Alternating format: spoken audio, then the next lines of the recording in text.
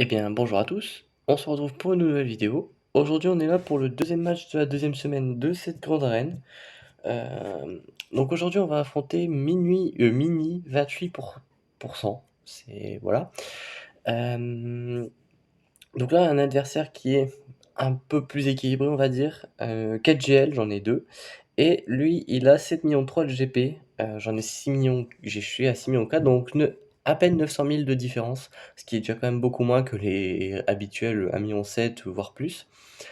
Donc voilà, il a 2 GL de plus, donc on va pouvoir partir tranquillement sur le match. Donc comme d'habitude, j'ai gardé beaucoup en attaque. En défense, je n'ai qu'une Grevous et quelques teams assez moyennes. Je garde vraiment tout en attaque pour aller chercher une très très grosse efficiency. Vous allez voir que dans ce match-là, ça va se jouer à l'efficiency. Je vous spoil absolument rien, mais mon adversaire va poser un très gros score. Bon, j'ai joué en premier, mais à un moment, je vais faire une pause et quand je vais revenir, en fait, mon adversaire aura joué. Et donc voilà, donc je vais commencer par une Céleste versus Qui-Gon. Ça marche très bien, c'est vraiment un counter assez safe. Ici, il n'y a pas de tank à part Mace Windu. Donc si on va stun d'entrée de jeu le Anakin. Donc là, voilà, on lui a trigger son tour bonus. On met le blind sur tout le monde, mais en finale, il y en a que 2 qui l'ont pris. Hop, on tue le Qui-Gon, on prend l'AOE. En fait, j'aurais peut-être dû trigger l'AOE avant de tuer Qui-Gon pour prendre moins de dégâts.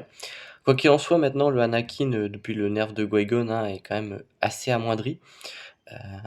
Mais l'AOE fait quand même assez mal en termes de bannières notamment. Parce que là, du coup, j'ai perdu 5 bannières. Que je ne pouvais pas absolument pas récupérer parce que ben, la team en face, une fois le Qui-Gon mort et Anakin mort, bah, c'est très compliqué de récupérer les bannières de prot liées à la garde, notamment de Shui. Donc bon, tant pis, hein, écoutez, c'est 5 bannières. Mais en tout cas, voilà, j'ai tombé la Qui-Gon. Et ensuite, bah, en fait, il y a 2 teams qui pourraient avoir l'Omicron, à savoir la Akbar Lead et la Kranich Lead. Il y a 2 Omicrons sur ces toons-là, mais il ne les a pas mis. Probablement un bait. Heu, c'est complètement possible, hein. C'est quelque chose que j'ai déjà fait par le passé, heu et hem et peut-être que lui aussi a tenté le bait. Mais maintenant, en fait, on a le logo Omicron, donc pas de doute, si vous voyez pas le logo Omicron, il y a pas d'Omicron. Donc les baits sont plus compliqués, il faut vraiment que l'adversaire soit pas au courant, hem, en fait, qui est le logo tout simplement. Enfin bref, là, on envoie des géos, on envoie Hippie contre les géos justement. En fait, vous faites, tout simplement une Palpatine lead. En fait, à chaque fois que vous infligez des debuffs avec Vador et n'importe quel toon de l'Empire, tant qu'il y a Palpatine en lead, vous récupérez énormément de TM, donc vous pouvez faire la haut d'entrée de jeu. Vous passez en massacre implacable. Ce que je vous conseille ensuite, c'est de faire full basique. Full basique parce que, heu, bah, vous mettez, toutes les ability blocks et à la fin d'avoir, posé, toutes les basiques, vous avez à nouveau l'écrasement de force, alors que si vous le faites en plein milieu de votre massacre implacable, vous l'aurez pas forcément à la fin. Heu et en fait, le fait de le faire à la fin, ça vous offre un tour bonus en plus, donc ça vous permet de réduire plus rapidement les délais du massacre implacable. Là, je me permets de mettre un petit retour en arrière parce que j'ai utilisé ma rajade pour quelque chose d'assez intéressant. C'est qu'ici, je stun le perso, qui contre-attaque, à savoir Sunfac. Et aussi là, j'ai fait un petit fail, je vais revenir dessus. Mais voilà, j'ai utilisé ma rajade pour pouvoir stun Sunfac pour éviter, la contre-attaque. C'est quelque chose que vous pouvez faire, avec ma rajade. Alors là, je l'ai fait justement pour la démonstration. Ici, ça ne servait à rien, j'aurais pu tout simplement faire sans ma rajade et à la rigueur peut-être prendre une AOE de contre-attaque non pas une AOE mais juste une contre-attaque en fait de Sunfac et perdre une bannière de prot. Mais ici en fait cette bannière de prot que j'aurais pu éventuellement perdre sur une bannière de protection sur un toon quelconque, en fait je la perds juste en mettant ma rajade, justement en n'ayant pas l'escouade réduite. Ensuite j'ai voulu aller trop vite, hein, j'ai fait l'aspect 2 avec Palpatine. En fait je pensais que ma rajade allait rejouer derrière pour pouvoir lancer la grenade. Et au final, c'est Palpatine qui a joué. Bon, ça va rien changer au score, mais bon, toujours important de bien prendre le temps de jouer, surtout quand le match dure 40 secondes comme ici, quoi. Hop, voilà, donc on tue Sunfac. Tac, on termine par l'alpha et voilà. 70 bannières. Ensuite, en fait, on aurait pu faire aussi un lancer de sabre plus tôt dans la partie pour tuer l'alpha, mais moi j'aime bien temporiser. De toute façon, je sais que je le stun, je les fracture, ce genre de choses. Donc voilà. Là, on va faire une team soldat de l'Empire contre la Akbar. Parce que j'ai envie de tuer Rollo très rapidement pour pas prendre d'AOE. Et donc je vais justement jouer sur mon gros gain de TM ici présent. hop, voilà, à chaque fois que je gagne un boost, je gagne du TM.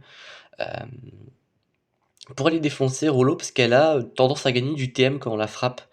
Heu, alors je sais pas si c'est quand on la frappe, quand on lui met un malus ou quand on lui met un crit, mais en tout cas, elle gagne du TM assez facilement. Et le problème, c'est que du coup, elle balance une AOE qui fait très mal. Elle va faire 14 lignes de dégâts, enfin je crois. C'est dans ces eaux-là, hein, c'est entre 10 et 15 lignes de dégâts, ce qui fait beaucoup de dégâts, hein, même si c'est réparti aléatoirement sur les ennemis. Ça fait quand même assez mal. Donc on envoie les IT, hein, justement pour avoir ce gain de TM et tout simplement empêcher, de prendre cher et de perdre des bannières de prot tout simplement. Et donc j'ai fait un 65 bannières, assez propre. Donc voilà. Aussi, je rappelle, hein, mais on essaye toujours de tomber le front wall le moins cher possible. Alors évidemment, parfois on n'a pas le choix que d'utiliser des grosses teams, mais ici en fait en face on a que des teams qui sont, certes full relique, on est bien d'accord, mais c'est pas non plus des grosses teams qui nécessitent des gros counters. Donc on profite. Là, j'envoie mes BH justement contre cette team là parce que, je sais pertinemment que ce sera pas compliqué avec les BH, et j'ai pas vraiment envie d'envoyer une DR ou quoi que ce soit, bah, justement, contre ça, quoi. Donc j'envoie mes BH qui, je sais, font le café. Et donc ça, c'est vraiment cool. Hop, donc on fait pas mal de dégâts, hein. La Fennec R5, elle est boostée avec le bonus d'attaque de Zam Omicron. Donc 5 lignes de dégâts boostées avec de l'attaque de Zam, c'est quand même super intéressant, quoi. Hop, petit coup de pied, comme ça on est sûr de tuer le Death. Et une roquette à 167 000 qui one-shot le Tarkin quasiment. Il avait perdu un peu de prot, mais ça l'aurait one-shot quand même, dans tous les cas. Donc voilà, 65 bannières, très propre, hein, c'est les BH évidemment. Avec Boss Cleed, c'est toujours impeccable pour récupérer des bannières de prot, donc c'est cool, même de santé d'ailleurs. Donc on a pu clear le front wall avec seulement une CLS en grosse team, et ouais, Epivador c'est quand même une assez grosse team. Donc voilà. Et là je suis plutôt content qu'au moment où j'enregistrais la vidéo, je parlais à quelqu'un, parce que justement ça me permet de dire ce que j'ai à dire tout simplement. Parce qu'au moment où j'enregistrais le match, j'étais en train de discuter, donc là en fait je me rends compte que c'est utile et je devrais peut-être faire ça plus souvent, de me laisser un petit temps de repos entre les combats pour tout simplement pouvoir dire ce que j'ai à dire, donc c'est une bonne idée au final. J'espère que les bruits de fond vous les entendez pas trop, comme cette grosse ambulance qui passe. Donc voilà, enfin bref. Donc là j'envoie un Wampa contre la GG. Et il y a quelque chose de super intéressant qui s'est passé dans ce combat. Je vais pas vous spoiler, mais il y a un truc qui va être assez intéressant. Donc là, comme d'habitude, hein, on fait l'aspect 1 d'entrée de jeu. On fait l'aspect 2 dès qu'elle est disponible. Donc en fait, à chaque fois qu'il me frappe, il me réduit mes délais de 1 avec le micro de Wampa, tout simplement. Et donc ça me permet de la faire quasi à tous les tours, hein, parce que mes ennemis jouent assez souvent. Et là, il se passe quelque chose d'assez intéressant, c'est que le droïde de K est invulnérable et il a la marque. Ça Vous allez voir, ça va poser problème, parce qu'en fait, toutes mes contre-attaques, je les mets sur le droïde de K, qui lui me fait beaucoup de dégâts d'ailleurs. Heu, c'est pas super agréable. Et donc en fait, je ne peux pas récupérer ma santé. Parce que le Wampa, en fait, a du vol de vie, mais seulement quand il frappe l'adversaire. Là, je frappe l'adversaire, on est bien d'accord, mais il est invulnérable, il ne prend pas de dégâts, donc il n'y a pas de vol de santé. Le seul moyen que j'ai de récupérer ma santé, c'est grâce à l'AOE, qui de plus me donne le bonus de prot, hein. Mais le droïde K, justement, comme ça, avec son immunité aux dégâts, ben, peut être très compliqué avec le Wampa, parce que là, je suis bloqué. Alors évidemment, là, il avait 54 dots, je sais pas pourquoi d'ailleurs, et, euh, et du coup, voilà, mon Wampa est stacké à mort, donc je l'ai one-shot quand il est sorti d'immunité, mais quand même, voilà, ça fait assez mal. En plus, le Grievous qui me met une tarte de l'espace euh, quand j'ai plus mon bonus de prot. Donc mine de rien, euh, la compo la plus dangereuse pour le Wampa, ça reste en fait la compo la plus basique, parce que le droïde de K, vraiment, je l'ai trouvé assez intéressant dans ce match-up. Bon voilà, là forcément, une fois qu'il est tombé, il n'y a plus de danger. Moi j'ai juste à temporiser et à me mettre le bonus de prot et à voilà, attendre les contre-attaques, lui mettre les basiques quand je peux, etc. etc. Bon, voilà, ça reste quand même un match qui a été assez bien maîtrisé, mais je pense qu'avec des modes un peu moins bons, j'aurais pu y rester tout simplement. Donc sur le front wall, c'est pas de GL, hein, il n'y a pas de GL en défense, mais il y a quand même des défenses avec des reliques partout, ce genre de choses. Et donc moi je vais décider d'envoyer un SLKR cru, parce que le SLKR solo j'y crois moyen. Donc autant assurer le coup, hein. Donc là, voilà, j'ai fait une SP1 pour POC, tout simplement pour enlever la frénésie et la rétribution sur Moll, tout simplement. Là, voilà, j'essaye de poser des stuns. Bo-Katan, c'est dispel instant, ce qui est un peu dommage.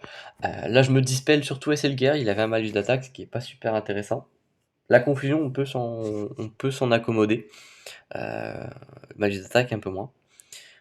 Hop, donc voilà, là, mon cru va prendre d'assez bons dégâts, mine de rien, parce que, ben voilà, Moll, c'est un perso qui fait mal, je vous apprends rien. Mais en fait, vu qu'il m'affiche des dots, eh bien mon cru reste en vie, puisqu'il se régène considérablement. Et donc ça, c'est cool. Hop, donc là, voilà, je me dispelle les petits malus. Je lui ai mis assez cher en plus à la team adverse. Hop, là, on va se heal peut-être. Ouais, un petit peu. Basique, j'aurais peut-être pu ult. Bon, ça ne change rien, hein, le match il est plié à partir de ce moment-là. Mais ouais, l'ult aurait été intéressant parce que c'est une AOE, donc j'aurais pu tuer Bo-Katan plus rapidement. Je passe en ult. Ça va faire pas mal de dégâts, je vais peut-être le one shot. Ouais, 142 000, voilà, j'avais commencé à bien stacker mes stats. 65 bannières, ça reste propre, hein, c'est une full team, full vie, full prot. En équivalent, je veux dire. Mais ouais, ça reste pas mal. Pour la suite, la Phasma, je vais peut-être faire un Malak solo. Exactement. Ouais, c'est ce qui me semblait, parce que les Phasma, en fait, vous pouvez envoyer une Infinite solo, vous pouvez envoyer Wampa solo, évidemment, vous pouvez envoyer le Dark Malak solo. En fait, ici, dans cette variante que j'utilise, du coup, une variante de solo, c'est donc Malak. En fait, vous allez juste augmenter vos drains. Parce qu'en fait, à chaque fois que vous faites des drains, vous augmentez votre puissance de frappe. Et arrivé à 3 stacks, donc vous faites très mal. En plus d'infliger des malus comme le malus d'immunité aux soins, qui peut être pratique selon les situations, évidemment. Par exemple, quand vous jouez contre Padmé. Donc voilà. Bon, là, le but, voilà, j'ai tombé le tank, parce que le tank aurait eu assez souvent la raillerie. Ensuite, normalement, moi je m'occupe de l'exécuteur, voilà, on dirait que j'ai enfin retrouvé la raison. Mais voilà. Donc, euh, donc voilà, donc là ça y est, on est arrivé aux 3 stacks, donc là on va faire très mal. En plus on tombe le damage dealer qui est l'exécuteur, hein. Tuer Phasma ici ça peut être intéressant parce qu'elle donne voilà, beaucoup de TM à ses alliés, avec la marche bataille notamment. Je lui mets voilà, un petit drain pour la tuer, je one-shot presque le pilote Teyeu, que je termine du coup. Et il reste plus qu'à tomber le pilote qui fait les AOE, c'est un peu le moins dangereux, il me semble qu'il stun par contre. Donc ça peut être assez handicapant. Mais bon, voilà, j'ai 3 stacks, je suis full vie, il est tout seul. Voilà, donc ça fait 69 bannières, c'est très propre. Euh, donc voilà, pour l'instant, on fait pas des bannières assez exécrables. On a fait l'équivalent d'un 60 avec CLS versus la Qui-Gon parce que ben, voilà, j'avais les 10 points à bonus, donc ça compte pas vraiment. Donc on peut pas dire que c'était très efficient. Mais à côté, on fait quand même des scores qui varient aux alentours de 65 en fait. Donc même si j'ai perdu 5 bannières avec la CLS, bah, à côté je suis assez propre. Donc même avec des GL en face, ben, c'est pas dit qu'ils fassent quelque chose de super propre. Du moins c'est ce que je me disais à ce moment-là. Hop, donc voilà, tranquille, je démonte toute la team. Voilà, je mets un très gros éclair avec la Bastille, une foudre furieuse, plus précisément, c'est le nom de l'attaque. Tous les ennemis avaient le choc, et il me semble qu'à chaque fois que. En fait, quand vous faites cette capacité, pour chaque ennemi qui a le choc, vous augmentez vos dégâts d'un certain pourcentage, peut-être 15, si je dis pas de bêtises. Quoi qu'il en soit, si tout le monde a. Ne serait-ce qu'une personne a le choc, si vous faites votre foudre furieuse sur un personnage qui a le choc, ça fait une AOE, et plus il y a de choc sur le terrain, plus ça fait de dégâts. C'est l'idée. Donc là, il y a une nut avec tous les personnages très relous. Donc le Doku qui stun, qui met le choc, ce genre de choses. Le Django qui fait des roquettes très très puissantes, hein. En plus, il est R7, alors je vous laisse imaginer. Il y a la Infizness qui, à chaque fois qu'on la frappe, gagne de la protection. Elle contre-attaque, ce genre de choses. Elle peut stun aussi. Donc voilà. En fait, ici, le seul personnage qui est assez cocasse dans l'histoire, c'est Canderous, qui ne sert à rien du tout. J'aurais même pu le laisser en vie, puisque vu qu'il joue plus beaucoup, bah, en fait, il me donnerait beaucoup de prot. Mais bon, pas grand intérêt de laisser des ennemis en vie, quoi. Donc là, j'essaye de tuer le Doku. Bon, il va mettre tous ses alliés invisibles. Pas super intéressant pour le coup. Mais là, je peux dispel tout le monde avec l'AO de Anakin, hein. Sous Padmé, il dispel tout le monde. Donc c'est cool. L'AO a tué du coup Doku. Ça a tué une première fois Newt, hein, je vous rappelle qu'il a une seconde vie. Euh, si vous empêchez pas le revive d'une quelconque manière, par exemple avec un gas lead ou un SLKR par exemple, ou une requête de Boba. Voilà, bon là avec les stacks de courage, du coup je peux tuer à peu près n'importe qui. On va one shot la Nest, si je dis pas de bêtises, parce que la Nest honnêtement c'est vraiment un personnage qui est assez pénible. Donc là le fait de pouvoir la one shot sans considération de elle gagne de la prot ou quoi que ce soit, c'est vraiment super intéressant. Et avec les stacks de courage, j'arrive à démonter assez aisément le Django, hein, avec 20 stacks et 15 stacks. Ça fait super mal quoi. Donc cette grosse menace a été écartée, ce qui est plutôt intéressant. Donc là il nous reste une bonne Motma que je vais décider d'envoyer. Je vais décider d'envoyer une gas full. C'est peut-être un petit peu overkill, j'ai l'impression. J'aurais pu au moins faire une escouade réduite de 1, voire de 2 même en vrai, hein, très clairement. Quoi qu'il en soit, je outspeed le Kyle Katarn, justement en ayant mis la full team, puisque à chaque fois que vous avez... En fait, pour chaque allié 501ème, votre Rex gagne de la speed sur son unique. Donc en fait, c'est pas si bête d'avoir mis justement tout le monde dans la team, euh, parce que si je l'avais pas fait, en fait, le Kyle Katarn aurait outspeed ma team, aurait permis justement à sa team de jouer et il y aurait probablement eu des AOE. Donc en fait, je pense que dans l'histoire, je suis gagnant parce que là, je perds une bannière, alors que euh, si j'avais envoyé une team réduite, j'aurais pris des AOE et peut-être même. Ouais, non, en fait, je pense que une full team c'est 64. Si j'avais fait une escouade réduite de 2, j'aurais fait 64 aussi. Euh, ouais. Donc en fait, je pense pas que j'aurais été gagnant dans l'histoire. Peut-être avec un duo, j'aurais pu être gagnant à ce moment-là, mais est-ce que j'aurais eu assez de DPS pour le tomber? Je n'en ai aucune idée. Euh, pour les tomber plutôt. Enfin bref, là on envoie un JML sur des BH, c'est absolument overkill, mais c'est absolument la meilleure team qui reste sur le terrain. Si ce n'est la seule, je sais plus. Mais honnêtement, voilà, c'est la meilleure team qui reste sur le terrain. Donc je peux la tomber en GML qui est également ma meilleure team. Voilà, là on tombe le Dengar pour éviter une quelconque grenade, hein. Les grenades font très mal, aux bannières surtout, plus qu'aux personnages. Hop, on tombe le IG. Là, on va tomber le Cat Bane. Alors, est-ce qu'il aura le temps de jouer? Non, parce que je vais réduire son TM grâce à Afflux, donc la OE de GML, hein. Mais voilà, bon, voilà, 66 bannières, très propre, ça reste efficient, et c'est ça qui est excellent. Ouais, donc voilà, on a terminé. Et là, je vais me permettre juste de retourner un petit peu en arrière. Hop, attendez, hop, je vais pas m'embêter plus que ça. Hop. Ah mince, j'arrive pas à retourner en arrière au moment où... Voilà. Voilà, donc j'arrive à la flotte, et donc je suis à 1418 bannières, donc après avoir tombé tous les toons, et lui a un score de 1851, donc c'est-à-dire qu'il va full clear en one shot. Euh, et je décide de faire un truc qui est de ne pas calculer combien je dois faire de bannières. Pourquoi je fais ça? Pourquoi j'ai fait ça? Tout simplement parce que déjà je peux rien faire contre la RNG, hein. Déjà en miroir exécuteur, c'est ça qui va jouer le tout. C'est est-ce que je vais démarrer premier, ça c'est une chose. Et en fait, quand je, quand je commence à calculer les points, implicitement, je me mets la pression. Et quand on fait quand on se met de la pression, évidemment, on fait des erreurs. Et donc, je voulais absolument éviter ça. Donc, j'ai décidé tout simplement de jouer à l'aveuglette sans savoir combien de bannières j'allais faire et combien je devais faire. Et en gros, c'était un peu advienne que pourra, mais le but, évidemment, c'était de maxer les bannières. Donc, je vais quand même prendre des risques. Donc là, par exemple, je vais enlever le IG. En miroir executor, 90% ne me sert à rien. Et les 10% que je m'en sers, c'est vraiment pour le gadget, pour terminer le combat plus vite. Euh, mais il ne me sert jamais. S'il me sert, c'est vraiment que je suis dans une mauvaise situation. Quoi qu'il en soit, je commence premier en miroir d'exécuteur, ce qui est bon signe, parce que je peux faire l'AOE du vaisseau amiral, et je peux mettre très cher au Razor Crest. Et là, ce qui se passe, c'est que non seulement le dent de molosse adverse frappe mon dent de molosse, mais en plus l'AOE de l'exécuteur va sur ma dent de molosse. Donc là, même si le Razor Crest en face décide de focus mon Razor Crest, il pourra pas lui faire considérablement de dégâts, en plus que j'ai une seconde vie, en sachant que sa seconde vie à lui est déjà tombée. Bon, et c'est effectivement ce qui se passe, c'est-à-dire qu'il va frapper mon Razor Crest, mais moi, en fait, les dégâts sont beaucoup plus en ma faveur que la sienne, puisque déjà là, je vais me mettre la brimade, donc même s'il sort Boba Fett, j'aurai pas d'AOE. Et moi, son Razor Crest est très low en vie. Il a plus sa seconde vie, il a plus, ce qui fait qu'il prend moins de dégâts là, son petit bonus, ses petits stacks et justement, bah, voilà, je le tombe et quand le Razor Crest tombe, c'est là où c'est très bien parce qu'en fait, il n'a plus aucun moyen, excepté par des AOE, de venir vous frapper tous vos autres vaisseaux excepté, dans le Moloss qui justement a la raillerie, quoi.